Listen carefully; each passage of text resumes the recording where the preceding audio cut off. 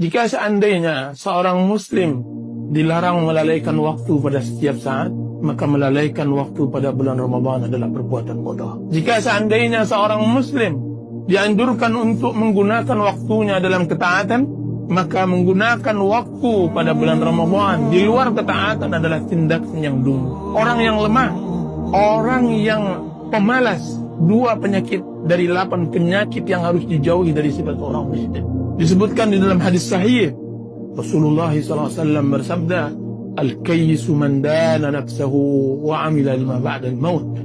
Orang yang pintar adalah orang yang mengekang jiwanya dan beramal untuk kematian. Wal ajiz, dan orang yang lemah, man atba'a nafsahu hawa, dialah orang yang mengikuti dirinya hawa nafsu. Wa tamanna 'ala Allahil amani, kemudian berangan-angan kepada Allah Subhanahu wa taala dengan banyak harap.